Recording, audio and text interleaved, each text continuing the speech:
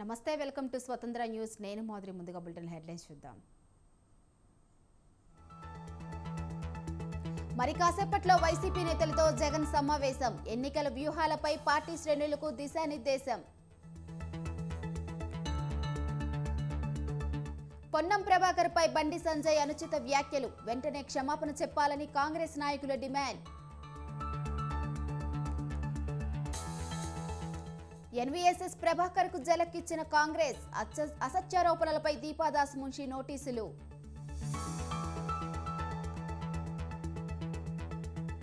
మరో 2 పథకాలను ప్రారంభించనున్న సీఎం సచివాలయంలో ఉచిత కరెంట్ 500కే సిలిండర్ పథకాలు ప్రారంభం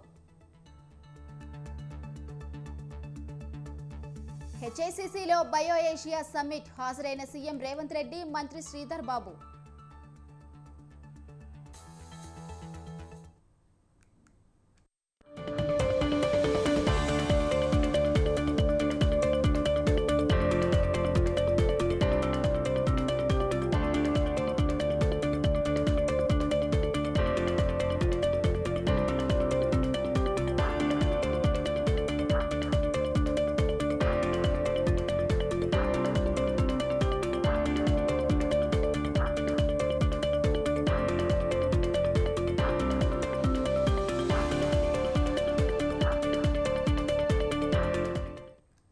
బ్రేకింగ్ న్యూస్ చూస్తున్నాం. దేశంలోని పలు రాష్ట్రాల్లో రాజ్యసభ ఎన్నికలు కొనసాగుతున్నాయి. సార్వత్రిక ఎన్నికలకు ముందు పెద్దల సభలో ఖాళీల భర్తీకి ఇవాళ పోలింగ్ జరుగుతుంది.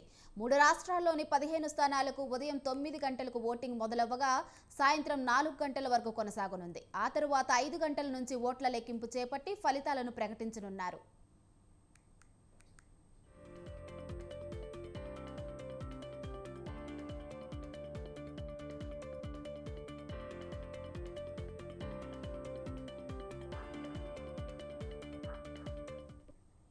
ఇక ఉత్తరప్రదేశ్లో 10, కర్ణాటకలో 4, హిమాచల్ ప్రదేశ్లో 1 స్థానానికి పోలింగ్ జరుగుతుంది. ఈ ఎన్నికల్లో శాసనసభ్యులు తమ ఓటు హక్కు వినియోగించుకుంటున్నారు. యూపీ అసెంబ్లీలో ఎమ్మెల్యేల సంఖ్యాబలాన్ని బట్టి బీజేపీ 7, సమాజ్వాదీ పార్టీకి 3 స్థానాలు దక్కడం ఖాయంగానే కనిపిస్తుంది. అయితే రాష్ట్రంలో బీజేపీ 8వ అభ్యర్థిని నిలబెట్టింది. దీంతో గట్టి పోటీ నెలకొంది. ఈ క్రమంలోనే విపక్ష ఎస్పీకి క్రాస్ ఓటింగ్ భయం పట్టుకుంది.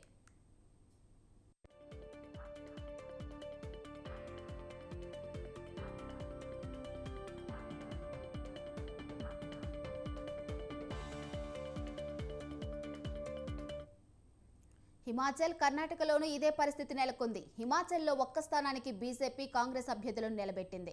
కర్ణాటకలో 4 ఖాళీలకు 5 అభ్యర్థులు బరిలో ఉన్నారు. హస్తం పార్టీకి చెందిన అజయ్ మాకెన్, సయ్యద్ నజీర్ హుసేన్, జీసీ చంద్రశేఖర్లు బరిలో ఉండగా బీజేపీ నుంచి నారాయణ్ భాండగే, జేడీఎస్ చెందిన కుపేంద్ర రెడ్డి పోటీ చేస్తున్నారు. దీంతో క్రాస్ ఓటింగ్ జరగవచ్చనే అంచనాలు వ్యక్తమవుతున్నాయి.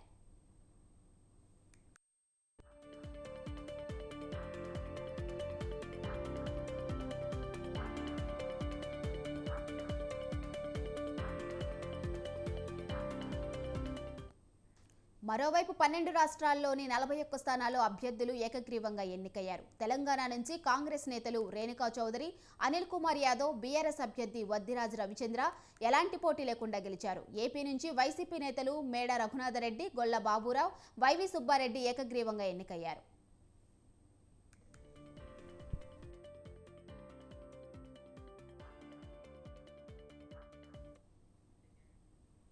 ఏపీలో బీజేపీ పోరుకు సిద్ధమవుతుంది. మరికొద్ది రోజుల్లో ఎన్నికలు జరగనున్న నేపథ్యంలో బీజేపీ జోరు పెంచింది. ఒక పక్క బీజేపీ అధిష్టానం టీడీపీ, జనసేనతో పొత్తు చర్చలను సాగిస్తూ ఉండగా రాష్ట్ర నాయకత్వం క్షేత్రస్థాయిలోకి వెళ్లేందుకు సిద్ధమవుతుంది. ఈ క్రమంలోనే ఈ నెల 27న బీజేపీ భారీ బహిరంగ సభ నిర్వహించేందుకు సిద్ధమైంది. ఏలూరులో ప్రజాపోరు పేరుతో బహిరంగ సభ నిర్వహించబోతుంది. ఈ సభకు కేంద్ర రక్షణ శాఖ మంత్రి రాజ్నాథ్ సింగ్ హాజరు కానున్నారు.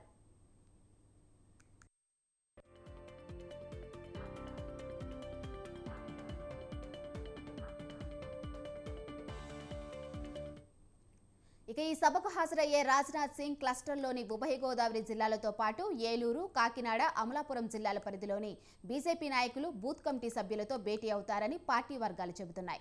సభకు భారీ ఎత్తున జన సమీకరణకు బీజేపీ జోరుగా ఏర్పాట్లు చేస్తుంది. సభా వేదికగా బీజేపీ రాష్ట్ర నాయకత్వం, కేంద్ర నాయకత్వం రాష్ట్రంలో అధికారంలో ఉన్న వైసీపీ ప్రభుత్వం విధానాలపై తీవ్ర స్థాయిలో విమర్శలు గుప్పించే అవకాశం ఉంది. ప్రధానంగా వైసీపీ ప్రభుత్వం గతంలో ఇచ్చిన హామీలు అమలు వైఫల్యాలపై సభ వేదికగా విమర్శలు గుప్పించనున్నారు.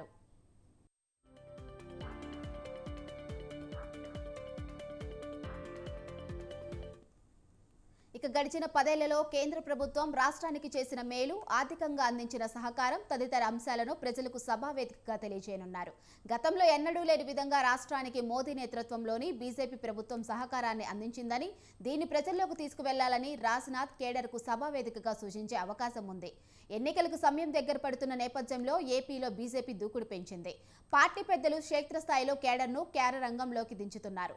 పార్టీ పరంగా బల నిరూపణకు సన్నద్ధమవుతున్నారు. క్లస్టర్ల వారీగా రాష్ట్రంలో వివిధ పార్లమెంట్ నియోజకవర్గాలను విభజించి ఆ మేరకు సీనియర్లు రంగంలోకి దిగారు. ఎన్నికల్లో అత్యంత కీలకమైన బూత్ కమిటీలకు ఇవాళ ఏలూరులో బీజేపీ సీనియర్ నేత, రక్షణ మంత్రి రాజ్నాథ్ సింగ్ దిశానిర్దేశం చేయబోతున్నారు. ఇప్పటికే వివిధ క్లస్టర్లలో వివిధ విభాగాలతో భేటీ అయ్యేలా పార్టీ కార్యాచరణ చేసింది.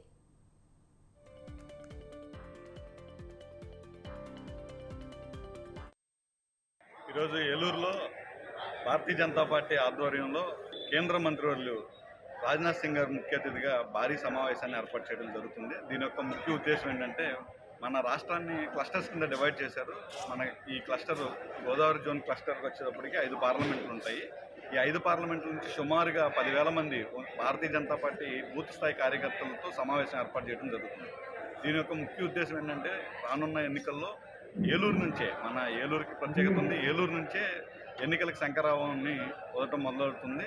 ఈ శంఖారావంతో భారతీయ జనతా పార్టీ కార్యకర్తలు 175 నియోజకవర్గంలో ఉన్న కార్యకర్తలకి మనోధైర్యాన్ని ఇస్తూ ఇక్కడ ప్రసంగం మొదలవబోతుంది. రానున్న ఎన్నికల్లో కార్యకర్తలు ఏ విధంగా అయితే సంసిద్ధం కావాలో, నరేంద్ర మోడీ గారి ఆశయాల్ని ఆంధ్రప్రదేశ్లో కూడా, ఆంధ్రలో మొదటిసారి కేంద్రంలో మరోసారి అన్న నినాదంతో ఈరోజు మోడీ సర్కార్ని జనాల్లో తీసుకెళ్ళడానికి ఈ సభ యొక్క ముఖ్య ఉద్దేశం. దీనికి రాజ్నాథ్ సింగ్ గారు కరెక్ట్గా ఈ సభా ప్రాంగణానికి 5 గంటలకు చేరుకుంటారు.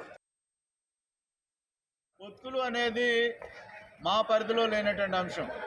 దీనికి జిల్లా పార్టీ కానివ్వండి, రాష్ట్ర పార్టీ కానివ్వండి, అదేవిధంగా దేశంలో ఉన్నటువంటి అన్ని రాష్ట్రాల నుంచి కూడా మాకు అధిష్టానం ఏదైతే ఉందో కేంద్ర నాయకత్వం నుంచి మాకు ఒక సూచన కానీ, లేకపోతే కేంద్ర నాయకత్వం ఇచ్చేటువంటి ఆదేశాలకు అనుగుణంగానే.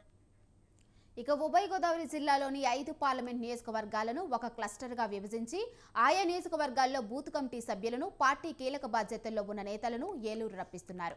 దేశంలోని తొలిసారిగా ఈ తరహా క్లస్టర్ స్థాయి బూత్ కమిటీ సభ్యుల సమావేశం ఏలూరులో జరగనుండటంతో బీజేపీ రాష్ట్ర అధ్యక్షురాలు పురంధేశ్వరి, ప్రధాన కార్యదర్శి గారపాటి సీతారామాంజనేయ చౌదరి ఏర్పాట్లను పర్యవేక్షించారు.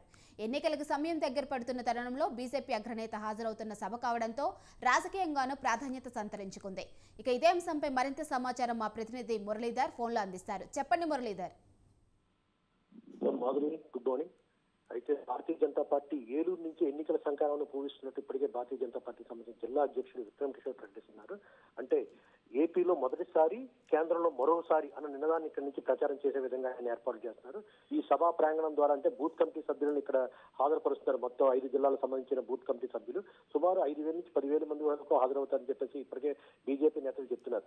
వాళ్ళకి దిశానిర్దేశం చేసి వచ్చే ఎన్నికల్లో ఏ రకంగా మనం ఎదుర్కొనాలి, దక్షిణాది ప్రాంతమైన ప్రధానంగా ఉండే ఆంధ్రప్రదేశ్ లో మన పార్టీ ఏ రకంగా బలోపేతం చేసుకోవాలన్న నినాదంతో ఈ కార్యక్రమం చేపట్టినట్టు వాళ్ళు చెప్తున్నారు. దీనికైతే పూర్తి స్థాయిలో రాజ్నాథ్ సింగ్ పర్యటనకు గత 2 రోజుల నుంచే ఇక్కడ ఏలూరు పట్టణం మొత్తం అంతా బీజేపీ జెండాలతో, అదేవిధంగా ప్లే కార్డులతో పూర్తి స్థాయిలో సందడి చేస్తున్నారు. అదేవిధంగా ఈ రోజు జరిగే సమావేశానికి సుమారు 4 గంటల ప్రాంతానికి ఏలూరు చేరుకున్నారు రాజ్నాథ్ సింగ్. ఆయన వచ్చే సిఆర్డి కళాశాల వద్ద ఏర్పాటు చేసిన హెలీప్యాడ్ అక్కడి నుంచి సమీపంలోనే ఉన్న ఇండోర్ స్టేడియం సభా ప్రాంగణం ఏర్పాటు చేశారు. అంటే ఈ ప్రాంగణం పూర్తి స్థాయిలో కేంద్ర బలగాల కంట్రోల్లో ఉంది. ఎక్కడ ఎటువంటి అవాంఛనీయ సంఘటనలు జరగకుండా పూర్తి స్థాయిలో ప్రహరీ కూడా నిర్మించి ఉన్న ప్రాంతం కాబట్టి చుట్టుపక్కల ప్రాంతం ఇండోర్ స్టేడియం ఎటువంటి ఇబ్బంది జరగకుండా ఉండే విధంగా ఈ సభ ప్రాంగణం ఏర్పాటు చేసినట్టు చెప్తున్నారు. అయితే రాజ్నాథ్ సింగ్ పర్యటన ఎన్నికలను ఇక్కడి నుంచే ప్రారంభించినట్లు వాళ్ళు చెప్తున్నారు. అంటే పూర్తి స్థాయిలో భారతీయ జనతా పార్టీ వచ్చే ఎన్నికల్లో పొత్తు ఉన్నా లేకపోయినా, అయితే అనుకుంటే పొత్తుతో వెళ్తే వెళ్ళొచ్చు, లేకపోతే వెళ్ళకపోయినా పూర్తి స్థాయిలో మేము సిద్ధంగా ఉన్నాము. ఇటువంటి అంటే పార్టీకి సంబంధించిన అన్ని వైపులా అన్ని రకాలుగాను మేము సిద్ధంగా ఉన్నాము. వచ్చే ఎన్నికల్లో భారతీయ జనతా పార్టీని ఏపీలో బలోపేతం చేయడమే లక్ష్యంగా ఈ పర్యటన ఏర్పాటు చేస్తామని చెప్పేసి చెప్తున్నారు. అయితే ఇప్పటికే ఈ ప్రధాన కార్యదర్శిగా ఉన్న గారపాటి సీతారామాంజనేయ చౌదరి జిల్లాలోని పలు ప్రాంతాల్లో ఇప్పటికే పర్యటన చేపట్టారు. అతని ప్రచార టీం తోటి జబర్దస్త్ అని చెప్పేసి టీవీ కళాకారులతో ప్రచార యాత్ర కూడా చేపట్టారు. అంటే రాష్ట్రంలో ఎక్కడా లేని విధంగా భారతీయ జనతా పార్టీ ఇక్కడ పూర్తి స్థాయిలో బలోపేతంగా చేయడానికి అన్ని ఏర్పాట్లు చేస్తారని చెప్తున్నారు. అయితే ఇప్పుడు రాజ్నాథ్ సింగ్ పర్యటన సందర్భంగా భారతీయ జనతా పార్టీకి పూర్తి స్థాయిలో జవసత్వాలు వస్తాయా రావన్నది ప్రశ్నార్థకరమే. అయితే మాత్రం వాళ్ళ ప్రయత్నం అయితే వాళ్ళు పూర్తి స్థాయిలో చేస్తారు. భారతీయ జనతా పార్టీని ఏలూరు పార్లమెంట్ పరిధిలో పూర్తి స్థాయిలో విస్తరించే విధంగా, అంటే పార్లమెంట్ ఎన్నికల్లో కూడాను ఇక్కడ అభ్యర్థులను రంగంలో దింపి ఇక్కడ విజయం సాధించే విధంగా అన్ని ఏర్పాట్లు చేస్తున్నట్లు సమాచారం. వచ్చే ఎన్నికల్లో అయితే తెలుగుదేశం జనసేనతో పాటు పొత్తులో ఉన్నా లేకపోయినా ఇక్కడ మాత్రం భారతీయ జనతా పార్టీకి సంబంధించిన అభ్యర్థి రంగంలో ఉంటారని చెప్పేసి ఇప్పటికే ప్రకటనలు వచ్చాయి. మరి ఈ రాజ్నాథ్ సింగ్ పర్యటన ద్వారా అది నిజం అవుతుందా లేదన్నా తెలియాలి. అయితే పర్యటన ఏర్పాట్లు పూర్తి స్థాయిలో ఏర్పాటు చేస్తారు. మూడు గంటల కాడి నుంచి అందరూ అంటే వచ్చే వాళ్ళందరూ రాక క్లోజ్ చేసేసి మొత్తం బలగాలు ఏర్పాటు చేస్తారు. 5 గంటలకు సభా ప్రాంగణం ప్రారంభం అవుతుంది. 4 గంటల నుంచి 5 గంటల వరకు మధ్య జరుగుతుందని చెప్పేసి చెప్తున్నారు. ఆయన పర్యటన పూర్తి చేశారు, విజయవంతం చేస్తానికి అన్ని పార్టీ శ్రేణులు సిద్ధం చేస్తున్నట్లు సమాచారం అయితే ఉంది. మాధురి. Thank you Muralidhar.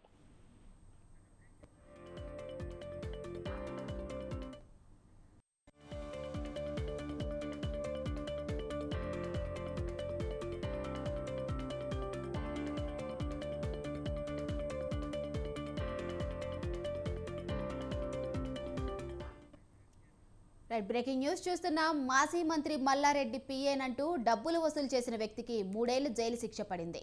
మల్లారెడ్డి ద్వారా ఫిర్జాదీగూడ టికెట్ ఇప్పిస్తానంటూ 10 లక్షలు వసూలు చేశాడు జ్యోతిస్వరూప్. టికెట్ రాకపోవడంతో బాధితుడు 2019లో బోయినపల్లి పోలీసులకు ఫిర్యాదు చేశారు. కేసు విచారణ అనంతరం 3 ఏళ్ల జైలు శిక్ష విధిస్తూ కోర్టు తీర్పు వెలువరించింది. ఇక ఇదే అంశంపై మరింత సమాచారం మా ప్రతినిధి ఉషా ఫోన్లో అందిస్తారు. చెప్పండి ఉషా. మాధురి, మాజీ మంత్రి మల్లారెడ్డి పిఆర్ అంటూ డబ్బులు వసూలు చేశాడు స్వరూప్ అనే వ్యక్తి. ప్రస్తుతం చూసుకున్నట్టయితే జ్యోతి స్వరూప్ ఎవరైతే మల్లారెడ్డి ద్వారా ఏదైతే ఫిర్యాది కూడా టికెట్ ఇప్పిస్తానంటూ 10 లక్షల దాకా వసూలు చేశాడు. ఇతని దగ్గర మొత్తం టికెట్ 2019లో టికెట్ రాకపోవడంతో బోయినపల్లి పోలీసులకు ఫిర్యాదు చేశాడు ఇతను. అలాగే కేసు విచారణకు సంబంధించి 3 ఏళ్లు జైలు శిక్ష పడేలా న్యాయమూర్తి అయితే ఇప్పటికే ఆర్డర్స్ అయితే పాస్ చేసింది. ప్రస్తుతం ఏదైతే ఫిర్యాదు కూడా టికెట్ ఇప్పిస్తానన్నటువంటి వ్యక్తి ఇచ్చినటువంటి ఫిర్యాదు మేరకు ఫేక్ పిఏగా మల్లారెడ్డి పిఏగా తాను చెప్పుకుంటూ అక్కడ మల్లారెడ్డి పిఏన్ అంటూ అతను చెప్పుకుంటూ ఏదైతే అసత్య ప్రచారం చేశాడో దీన్ని ఫేక్ 420 యాక్ట్ కింద ఫస్ట్ అయితే కేసు నమోదు చేసుకున్నారు పోలీసులు. కేసు దర్యాప్తులో ఓవరాల్ గా చూసుకున్నట్టయితే ఇతను చెప్పినవన్నీ అసత్యాలు అనేసి రుజువు అవడంతో వెంటనే న్యాయమూర్తి 3 ఏళ్ల శిక్ష వేస్తున్నట్టుగా ఖరారు చేశారు. ప్రస్తుతం చూసుకున్నట్టయితే మల్లారెడ్డి పిఏన్ అంటూ ఎవరైతే నమ్మబలికారో ఈ జ్యోతి స్వరూప్ అయితే 3 ఏళ్ల జైలు శిక్ష పడినట్టుగా తెలుస్తోంది. Madhuri. Right, thank you Usha.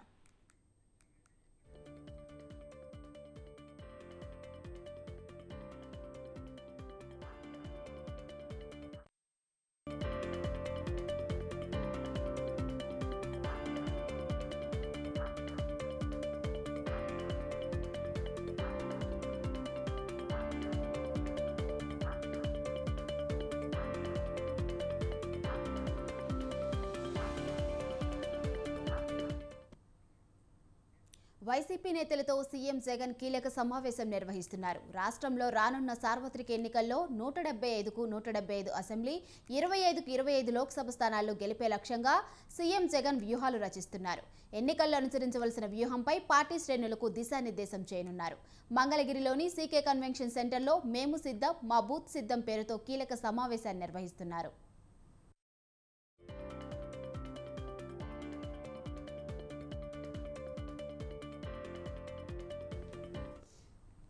ఎమ్మెల్యేలు, నియోజకవర్గాల సమన్వయకర్తలు, పార్టీ జిల్లా అధ్యక్షులు, ప్రాంతీయ సమన్వయకర్తలు, నియోజకవర్గ పరిశీలకులు, మండల పార్టీ అధ్యక్షులు సహా 2700 మందికి పైగా నేతలను ఈ సమావేశానికి ఆహ్వానించారు. ఎన్నికల్లో క్లీన్ స్వీప్ చేయడానికి తీసుకోవాల్సిన చర్యలపై వారికి సీఎం వైఎస్ జగన్ దిశానిర్దేశం చేస్తారు.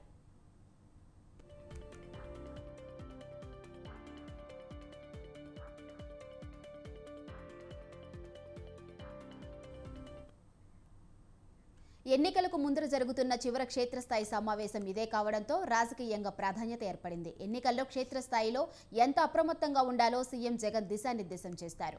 2024లో మళ్లీ సార్వత్రిక ఎన్నికలు దగ్గర పట్టడంతో సీఎం జగన్ ఎంపీలు, ఎమ్మెల్యేలు, నియోజకవర్గ కమిటీలు, బూత్ కమిటీలు, మండల స్థాయి నేతలతో సీఎం జగన్ కీలక సమావేశం నిర్వహిస్తున్నారు.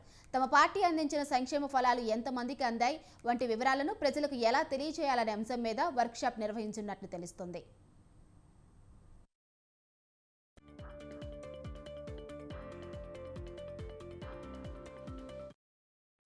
ఇక మరోవైపు సీఎం జగన్ సిద్ధం పేరుతో రాష్ట్రం నలుమూలలా ఎన్నికల ప్రచార సభలు నిర్వహిస్తున్నారు. సంక్షేమ పథకాలే మళ్లీ వైసీపీని అధికారంలోకి తెస్తాయని జగన్ నమ్ముతున్నారు. లబ్ధిదారులంతా తప్పకుండా వైసీపీకి ఓటు వేస్తారని భావిస్తున్నారు. తమది పేదల ప్రభుత్వం అని చెబుతున్న సీఎం జగన్ పేదల ఓట్లే టార్గెట్గా ప్రసంగాలు చేస్తున్నారు. గత నెల 27న భీమిలి వేదికగా ఎన్నికలకు సిద్ధమంటూ సీఎం జగన్ ఎన్నికల శంఖం పూరించారు. పార్టీ శ్రేణులను ఎన్నికలకు సన్నద్ధం చేయడానికి భీమిలి, దెందులూరు, రాప్తాళ్లు నిర్వహించిన సిద్ధం సభలు నిర్వహించారు. వచ్చే నెల 3న పల్నాడు ప్రాంతంలో సిద్ధం చివరి సభ నిర్వహిస్తారు. ఆ తరువాత ఎన్నికల ప్రచారానికి శ్రీకారం చుట్టనున్నారు సీఎం జగన్.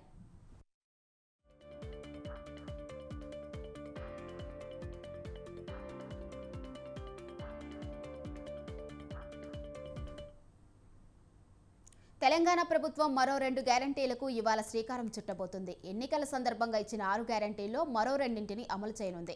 ఎమ్మెల్సీ ఎన్నికల కోడ్ నేపథ్యంలో సెక్రటరియట్లోనే 2 పథకాలను సీఎం రేవంత్ రెడ్డి ప్రారంభించనున్నారు. 500 రూపాయలకే గ్యాస్, 200 యూనిట్ల ఫ్రీ కరెంట్ పథకాలను మధ్యాహ్నం సీఎం రేవంత్ మంత్రులు ప్రారంభించనున్నారు. ఉమ్మడి మహబూబ్ నగర్ జిల్లాలోని షాద్ నగర్లో ప్రస్తుతం రంగారెడ్డి జిల్లాలో ఉంది. దాంతో రంగారెడ్డి జిల్లా కూడా ఎమ్మెల్సీ ఎన్నికల కోడ్ వర్తించనుంది. ఈ నేపథ్యంలో సచివాలయంలోనే పథకాన్ని ప్రారంభించాలని సీఎం రేవంత్ రెడ్డి నిర్ణయించారు.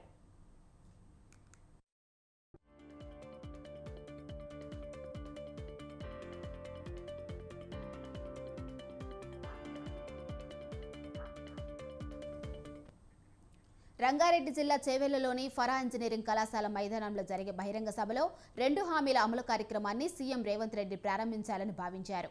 అయితే ఎమ్మెల్సీ ఎన్నికల కోడ్ అడ్డు వచ్చింది. కేంద్ర ఎన్నికల సంఘం ఉమ్మడి మహబూబ్ నగర్ జిల్లా స్థానిక సంస్థల ఎమ్మెల్సీ ఎన్నికల షెడ్యూల్ విడుదల చేసింది. ఎన్నికల షెడ్యూల్ రావడంతో ఉమ్మడి మహబూబ్ నగర్ జిల్లా ప్రాంతంలో ఎన్నికల కోడ్ అమల్లోకి వచ్చింది. ఉమ్మడి జిల్లా పరిధిలోని షాద్ నగర్ ప్రాంతం ప్రస్తుతం రంగారెడ్డి జిల్లాలో కలిసింది. దీంతో రంగారెడ్డి జిల్లాలో కూడా కోడ్ అమల్లోకి వచ్చింది. ఈ కారణంగా 2 గ్యారంటీ స్కీమ్లను ప్రారంభించేందుకు వీలు లేకుండా పోయింది. ఈ క్రమంలో ప్రభుత్వం కీలక నిర్ణయం తీసుకుంది. 2 గ్యారంటీ స్కీమ్లను సచివాలయంలోనే ప్రారంభించాలని నిర్ణయించింది.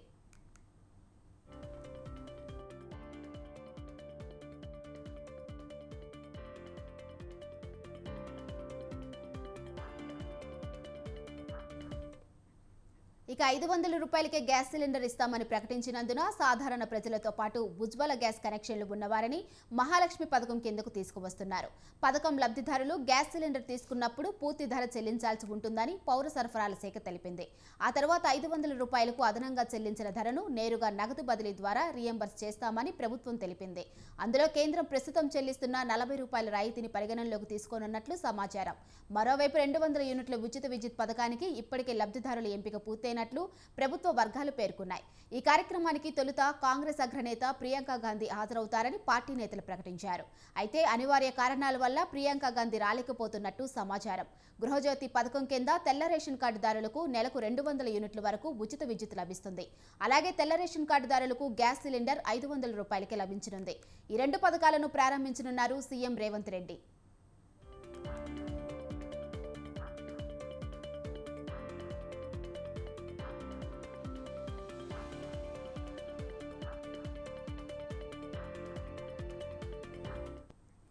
ఎన్నికల్లో కాంగ్రెస్ ప్రభుత్వం ఇచ్చిన 6 గ్యారంటీ హామీల్లో 2 ఆల్రెడీ అమలు చేసింది. అవి మహిళలకు ఉచిత బస్సు ప్రయాణం, రెండోది ఆరోగ్యశ్రీ లబ్ధిని 5 లక్షల నుంచి 10 లక్షలకు పెంచింది. రైతు భరోసా బదులు రైతు బంధును కొందరు రైతులకు ఇచ్చినా ఆ పథకం ఇంకా పూర్తిగా అమలైనట్లు కాదు. అందువల్ల ఇవాళ అమలు చేసే 2 పథకాలతో మొత్తం 4 పథకాలను అమలు చేసినట్లు అవుతుంది. ఇక తెలంగాణలో 90 లక్షలకు పైగా వైట్ రేషన్ కార్డులు ఉన్నాయి. అందువల్ల 90 లక్షలకు పైగా కుటుంబాలు ఉచిత విద్యుత్ పొందుతాయి. అందువల్ల వారికి వచ్చే నెల నుంచి 0 విద్యుత్ బిల్లులు వస్తాయి. అయితే ఫిబ్రవరిలో వాడిన కరెంటుకు మాత్రం బిల్లు మనీ చెల్లించాల్సి ఉంటుంది. మార్చిలో వాడిన కరెంటుకి సంబంధించి 0 బిల్ ఏప్రిల్లో వస్తుంది. సబ్సిడీ గ్యాస్ సిలిండర్ విషయానికి వస్తే కేంద్రం నుంచి ఉజ్వల పథకం ద్వారా గ్యాస్ కనెక్షన్ పొందిన వారికి కూడా 500 రూపాయలకే సబ్సిడీ గ్యాస్ సిలిండర్ ఇస్తామని కాంగ్రెస్ ప్రభుత్వం తెలిపింది. ఈ మహాలక్ష్మి పథకం పొందే కుటుంబాలు తెలంగాణలో 40 లక్షల దాకా ఉన్నాయి. ఇక లోక్సభ ఎన్నికల కోడ్ అమల్లోకి వచ్చేలోపే ఇందిరమ్మ ఇళ్ల నిర్మాణ పథకం కూడా ప్రారంభించాలనే యోచనలో ప్రభుత్వం ఉంది.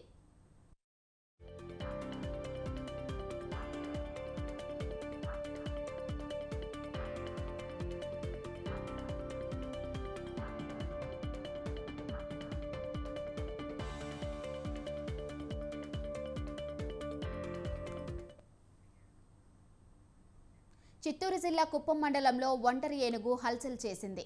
అడవిలో నీరు లేక పంట పొలాలపై స్వైర విహారం చేసింది. ఏనుగును అడవిలోకి మళ్లించేందుకు ఎలిఫెంట్ ట్రాకర్స్ విశ్వ ప్రయత్నాలు చేస్తున్నారు. వేకుజామున పైపల్యం గ్రామానికి చెందిన మునిరత్నం రైతు కంటపడింది ఒంటరి ఏనుగు.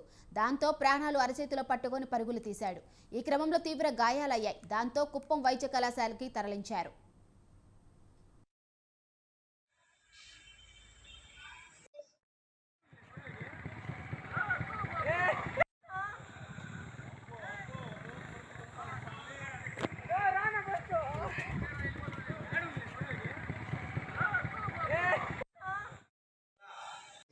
ఇది రోజా పూలు కోసేదానికి పోయినాడు. తోటలో వచ్చి ఏనుగు అటాక్ చేసి తొక్కేసింది. మేము ఇక్కడ పిఎస్కి ఎత్తుకుని వచ్చి పిహెచ్సి హాస్పిటల్. ఒకే ఏనుగా ఒకే ఏనుగు చూస్తారా ఏనుగునే? ఏనుగు చూసి ఇది రోజా పూలు కోసేదానికి పోయినాడు. తోటలో వచ్చి ఏనుగు అటాక్ చేసి తొక్కేసింది. మేము ఇక్కడ పిఎస్కి ఎత్తుకుని వచ్చి PHC hospital. Hyderabad IT software రంగానికి రాజధానిగా ఉందని ముఖ్యమంత్రి రేవంత్ రెడ్డి అన్నారు. హైదరాబాద్ హెచ్ఐసిసిలో జరిగిన బయో ఆసియా సదస్సులో సీఎం రేవంత్ రెడ్డి పాల్గొన్నారు. ఫార్మా రంగాల్లో సవాలును తాను అర్థం చేసుకోగలనని సీఎం అన్నారు. ఇటీవల కొందరు ఫార్మా రంగ ప్రతినిధులతో సమావేశమయ్యానని చెప్పారు. కోవిడ్ అనంతరం ప్రజలు ఆరోగ్యంపై దృష్టి సారించారని తెలిపారు. ఒక కోవిడ్ వ్యాక్సిన్ ఇచ్చిన ఘనత హైదరాబాద్కు దక్కుతుందని తెలిపారు. Government is committed to create the perfect ecosystem that includes policy, infrastructure and support. Both domestic and international companies are startups. I must confess my focus to drive growth of MSMEs, which are a bridge between the startups and big corporate companies. We recently announced launch of 10 pharma villages with an investment of about 1 lakh crore. This will develop infrastructure, create jobs, create opportunities for entrepreneurs. We will create over 5 lakh new jobs. At the recently concluded World Economic Forum in Davos, we got 40,232 crore investment in my state. And I am delighted to share that Takeda has decided to set up their manufacturing facility in Hyderabad in partnership with the Biological E. I'm most welcoming investment. నూతన ఆవిష్కరణలు ఆనందంగా ఉందని IT మంత్రి శ్రీధరబాబు అన్నారు. జీవ వైద్య రంగంలో అంతర్జాతీయ ఖ్యాతిని విస్తరించడానికి ఈ వేదిక ఉపయోగపడుతుందన్నారు. ప్రపంచ వేదికపై తెలంగాణ జీవ వైద్య రంగం అభివృద్ధికి ఈ సదస్సు దోహదం చేస్తుందని తెలిపారు. This is only possible because of the reputation that the BioAsia event has built over the last 20 years. Sri Revanth Reddy Garu and I were in Davos for the World Economic Forum annual meeting last month. I am proudly stating that, the state has got 40,232 crores investments, which speaks volume about the confidence of the investors which they have in our governance, in our new government. Aligned with BioAsia, I had the pleasure of inaugurating the global R&D centers of BMS and the Providence yesterday. Between the life sciences, between the pharma industry, between the policy, between the regulatory agencies. The new life sciences policy, which is not there anywhere in the country. The new dynamic entrepreneurial life sciences policy will be annual in the next few months from now. This will be aimed at positioning our Telangana as an important node.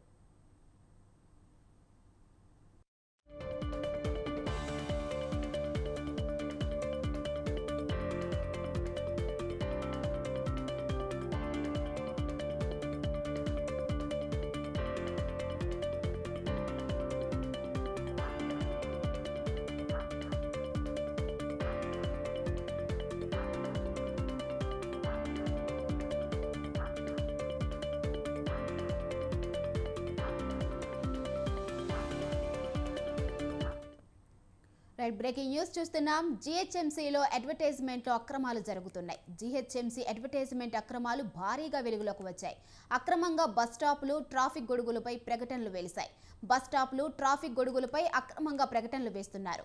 అక్రమ అడ్వర్టైజ్మెంట్పై EVM చర్యలు చేపట్టింది. నిన్న రాత్రి పలు ప్రాంతాల్లో అక్రమ ప్రకటనలు అధికారులు తొలగించారు. 80 ట్రాఫిక్ పోలీసుల గొడవలు, 20 బస్ షెల్టర్ల ప్రకటనలు అధికారులు తొలగించారు. కేబీఆర్ పార్కు చుట్టూ 4 బస్ షెల్టర్లను ఈవీడీఎం పూర్తిగా తొలగించింది.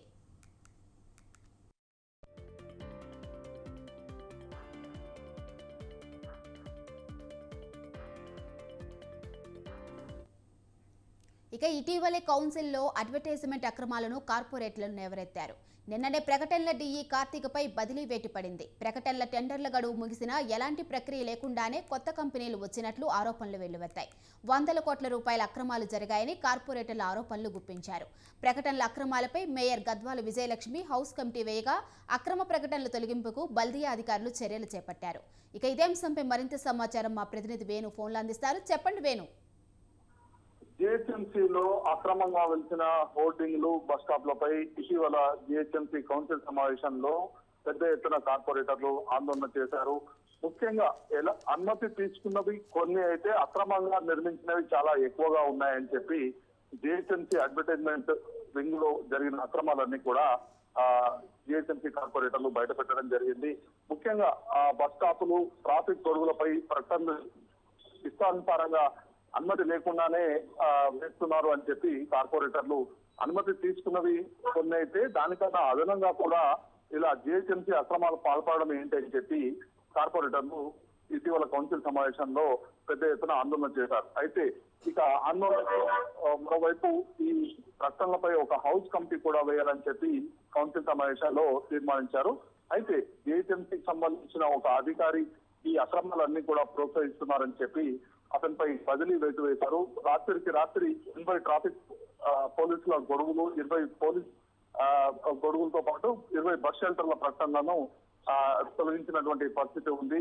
అయితే ముఖ్యంగా కేబీఆర్ పార్క్ చుట్టూ 4 బస్ షెల్టర్లను పూర్తిగా తొలగించారు. ఇక్కడ బస్సులు ఆగవు, కేవలం ప్రకటనల కోసం మాత్రమే ఈ బస్ స్టాప్లను ఏర్పాటు చేశారని చెప్పి ఈ కౌన్సిల్ సమావేశంలో కార్పొరేటర్లు పెద్ద ఎత్తున ఆందోళన చేయడం జరిగింది. ఇక మరోవైపు ఈ ప్రకటనలకు సంబంధించి ఇన్ఛార్జ్ గా ఉన్నటువంటి డిఈ కార్తిక్ పై బదిలీ వేటు వేశారు. ప్రకటనల టెండర్ గడువు ముగిసినా ఎలాంటి ప్రక్రియ లేకుండానే కొత్త కంపెనీలు వచ్చినట్లు ఆరోపణలు ఉన్నాయి. దీంతో 100 కోట్ల రూపాయలు అక్రమాలు జరిగాయని చెప్పి కార్పొరేటర్లు ఆరోపణలు కూడా చేయడం జరిగింది. దీంతో ఈ ప్రకటనలపై అక్రమాలపై హౌస్ కమిటీ కూడా మేయర్ వేసింది.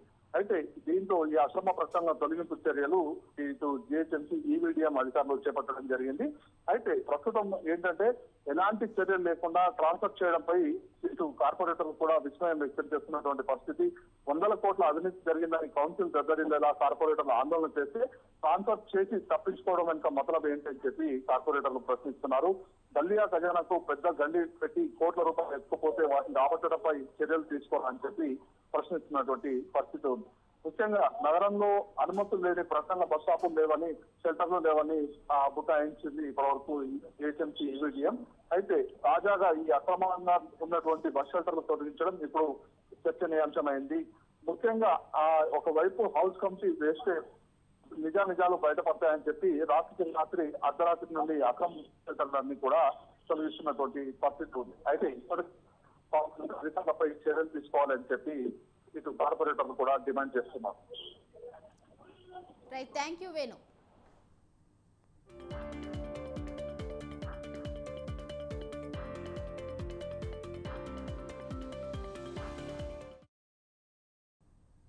టీడీపీ జనసేన ఉమ్మడి తొలి జాబితాపై ఏపీ వ్యాప్తంగా ఆశావాహులు బగ్గుమంటున్నారు. అంబేద్కర్ కోనసీమ జిల్లాలోనూ టికెట్ల చిచ్చు మొదలైంది. జిల్లాలోని కొత్తపేట, పి గన్నవరం స్థానాలకు టీడీపీ అభ్యర్థులను ప్రకటించడంతో జనసేన నాయకులు మండిపడుతున్నారు. నివురు కప్పిన నిప్పులా 2 పార్టీల నాయకులు ఫైర్ అవుతున్నారు.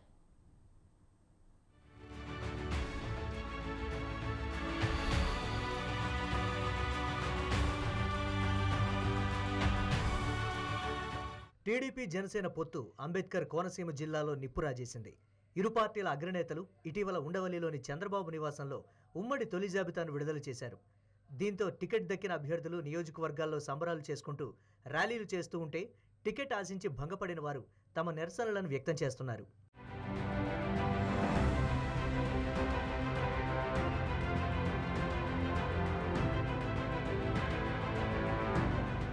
ఉమ్మడి జాబితా ప్రకటించిన తర్వాత ఓ రోజు సంయమనం పాటించిన నేతలు ఇప్పుడు తమ సహనాన్ని కోల్పోయారు. కొత్తపేట అభ్యర్థిగా టీడీపీ నేత బండారు సత్యానందరావుకు టికెట్ ఖరారు చేశారు. అక్కడి నుంచి జనసేన తరపున బండారు శ్రీనివాస్ టికెట్ ఆశించి భంగపడ్డారు. దీంతో ఆయన అనుచరులు టీడీపీ జనసేన ఉమ్మడి జాబితాపై ఆగ్రహం వ్యక్తం చేస్తున్నారు. ఈ నేపథ్యంలోనే బండారు శ్రీనివాస్ పార్టీ కార్యాలయంలో ముఖ్య నాయకులు కార్యకర్తలతో సమావేశం నిర్వహించారు. తమ అభిమాన నేతకు టికెట్ దక్కలేదనే కోపంతో కొందరు కార్యకర్తలు ఆగ్రహావేశంతో పార్టీ ఫ్లెక్సీలు జెండాలను తగలబెట్టారు. గడిచిన 10 ఏళ్లుగా అనేక ప్రజా సమస్యలపై పోరాడిన తమ నాయకుడికి టికెట్ కేటాయించకపోవడంపై అధిష్టానాన్ని ప్రశ్నించారు. ఈ సమావేశంలోనే కార్యకర్తలు రెండుగా చీలిపోయి నినాదాలు చేసుకున్నారు. ఒక వర్గం శ్రీనివాస్ నాయకత్వం వర్ధిల్లాలి అంటే మరో వర్గం పవన్ కళ్యాణ్ జిందాబాద్ అంటూ నినాదాలు చేసుకున్నారు.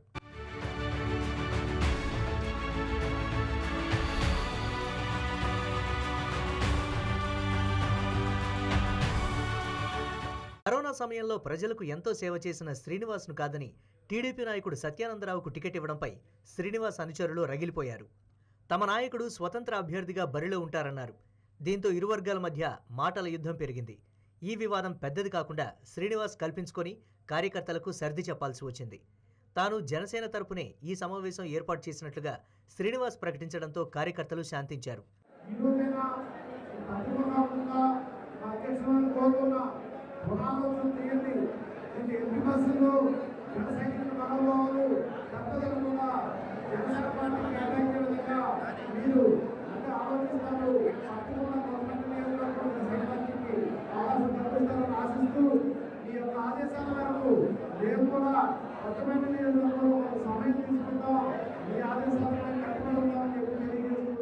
ఇదిలా ఉంటే పి గన్నవరం అభ్యర్థిగా మహాసేన రాజేష్కు టీడీపీ టికెట్ కట్టబెట్టింది. ఆయనకు టికెట్ కేటాయించడంపై సొంత పార్టీ నేతలతో పాటు జనసేన నాయకులు మండిపడుతున్నారు. రెండు పార్టీల కార్యాలయాలకు తాళాలు వేసి వెళ్లిపోయారు నాయకులు. పి గన్నవరం అభ్యర్థిత్వంపై అధిష్టానం మరోసారి ఆలోచించాలని డిమాండ్ చేస్తున్నారు. ఒకరిద్దరు నాయకులు మీడియాతో మాట్లాడుతూ రాజేష్ను కంటిన్యూ చేస్తే అతన్ని ఎమ్మెల్యేగా గెలిపించేది లేదంటూ హెచ్చరిస్తున్నారు ఇరు పార్టీల నేతలు. ఈవేళ తెలుగుదేశం పార్టీకి రాజీనామా చేసి ఒక గాను టైంలో వచ్చి నేనున్నాను అని మన పార్టీలో జాయిన్ అయ్యి ఎంతో మందిని కూలి పనికి వెళ్ళి ప్రతి ఒక్కరిని తీసుకొచ్చి పార్టీలో జాయిన్ చేశాడు. ఈవేళ ఈ జనాలందరికీ ఏ సమాధానం చెప్పాలో తెలియక రాత్రి నుంచి మన ఇంటికి కూడా వెళ్ళకుండా ఇక్కడ పార్టీ ఆఫీసర్ దొరుకుతున్నాడు. దీన్ని బట్టి మన నాయకుడిని ఏం చేస్తారో మీరు పవన్ కళ్యాణ్ గారు మీరే చేయండి. పవన్ కళ్యాణ్ గారు చాలా అన్యాయం చేశారు సార్ పార్టీకి. బండారు శ్రీనివాస్ గారికి టికెట్ గెలిచి టికెట్కి మీరు తప్పు చేసి మీరు 30,000 ఓట్ల మెజార్టీతో నక్కిన టికెట్ని మీరు ఏ వరకు మీరు చేశారో తెలియదు, కానీ 100% నక్కిన టికెట్ని మీరు కాపులు మొత్తం తాగడబెట్టేశారండి. ఈ విషయంలో మాత్రం 80,000 ఓటింగ్ కావాలి. మినిమం ఆ బీసీ ఎస్సీ సర్టిఫికేట్ సంఘాలు అన్నీ కూడా మీకు మేము పొత్తు మేము కలిసాం. కలిసి లీవ్ కూడా లేకుండా చేసి మొత్తం ఈ మండలాలన్నీ కూడా మీరు మొత్తం తాగడ పెట్టేశారు. ఏ రకంగా మీరు తాగడ పెట్టారు అనేది ఎవరికి తెలియదు. పక్కాగా ప్యాకేజీ అంటే వైసీపీ వాళ్ళు మీరు ఆ ప్యాకేజీని ఎక్కడ చేయాలి. పక్కాగా మీరు ఆ ప్యాకేజీని ఎక్కడ చేసి ఇవ్వాలి. పక్కాగా అమ్మేసుకున్నారు అనుకుని మొత్తం అంతా క్లియర్గా తెలిసిపోయింది. ఇవాళ మీరు రోడ్డు ఎత్తి తిరగాలని మీరు టికెట్ అవ్వక మీద నేను నిరసన చేస్తాం, దండాలు చేస్తాం, మీకు కట్టాలు సింపేస్తాం, రోడ్ల మీద కూర్చుంటాం. ఇక జిల్లా ప్రధాన కేంద్రమైన అమలాపురం టికెట్ జనసేనకు కేటాయించాలనే ఆలోచనలో టీడీపీ ఉన్నట్లు సమాచారం. అధిష్టానం ఆలోచనను అంచనా వేసిన టీడీపీ ఎస్సీ నాయకులు వెంటనే అలర్ట్ అయ్యారు. అమలాపురం టికెట్ జనసేనకు కేటాయిస్తే వారికి సహకరించేది లేదంటూ అల్టిమేటం జారీ చేసినట్లు తెలుస్తోంది. ఈ నేపథ్యంలోనే పట్టణంలోని టీడీపీకి చెందిన ఓ ముఖ్య నాయకుడి ఇంట్లో సీక్రెట్గా సమావేశమై అధిష్టానానికి లేఖ కూడా రాసినట్లు సమాచారం. చూడాలి మరి రాబోయే రోజుల్లో టికెట్ పంచాయతీ ఎంతవరకు దారితీస్తుందో.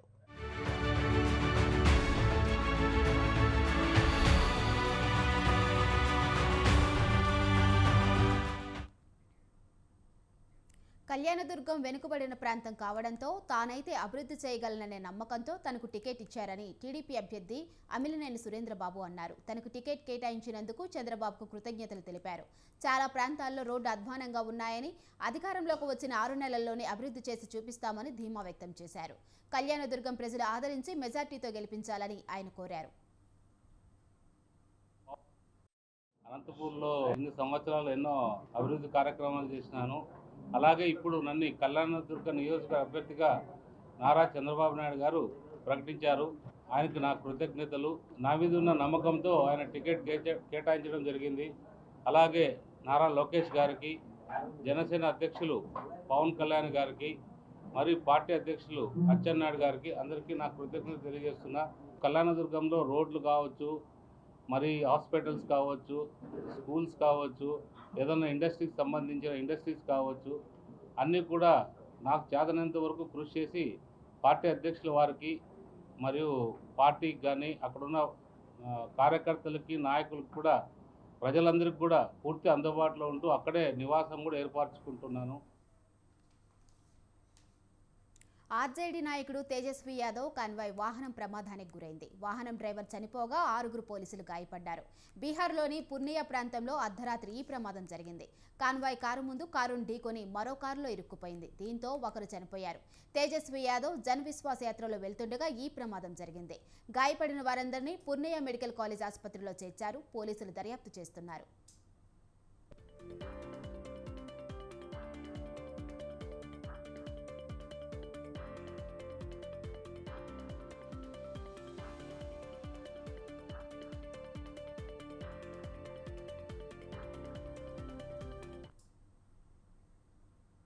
ఇవి బులెటిన్ అప్డేట్స్. చూస్తూనే ఉండండి స్వతంత్ర.